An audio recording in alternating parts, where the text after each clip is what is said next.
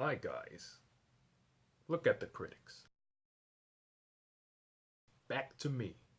Now look at the critics. Back to me. Sadly, those critics were wrong. This is Guest 75 from the Brotherhood of Entertainment, and let's talk about Iron Fist.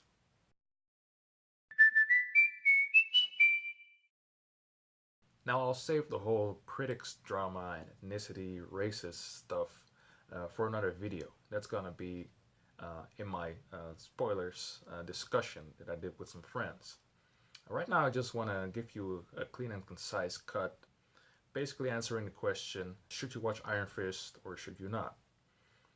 I think, just to tie that knot off, I think it was a pretty good show, especially not as bad or evil as some of the critics actually said. Unfortunately, today we have to deliver some bad news. Ooh, bad news. Bad news. Bad news. Netflix and Marvel are about to premiere their fourth original series, Iron Fist, and oh boy, this show has been in hot water since its creation. With the tricky situation behind the original Iron Fist story. It being the same white savior storyline we've seen a million times. Then you add in the push for the Asian American actor to play Danny Rand, which sounded like a good idea, but they didn't go with. This show ain't looking so good. It isn't the best Marvel Netflix show, I'll give you that off the bat. And it has its qualities, its strengths. Synopsis, it's about Danny Rand, he's the Iron Fist. Part of the Defenders, if you read some of the comics, close friends with Luke Cage. Basically, he's seen as the best martial artist in the whole Marvel Universe. So he has attained this special power from training in Kunlun, a heavenly city. And that's actually what they talk about in this Netflix show, that he's Iron Fist, the chosen one with special powers. Well, I could just split it up in some good things that I thought the show did very well. For me, the side characters, their side stories were pretty interesting. So especially his family, proving that he's Danny, that's very nice. As some critics have emphasized, it is a little bit slow in the beginning, but I don't mind that because it gives you a better understanding of how things are, the situation, and how everybody relates. And after that, like in the back half of the season, it's a little bit more action-packed. You see some different fighting styles.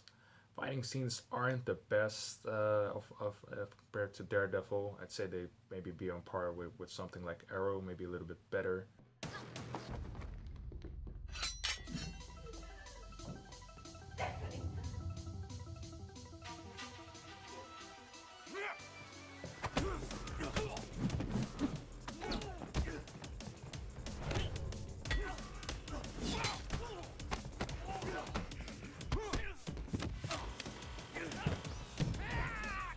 But most importantly, if we get to the negatives, the fighting scenes aren't very consistent. So some are very, very good, and some aren't or not. So basically, what I can recommend is watch the other first Netflix shows if you haven't already, before starting with Iron Fist.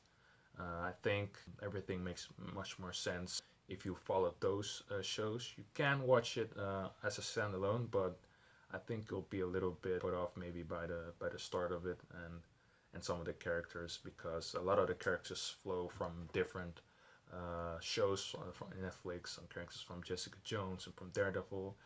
That is something I really like. That's another plus point for the show, that it's really connected in the same universe, in the same city.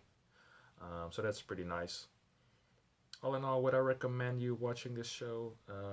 Well, if you like martial arts, then yes, it's a pretty good show. If you like Marvel, then I think you're gonna skip through it just like I did, like in 3 days.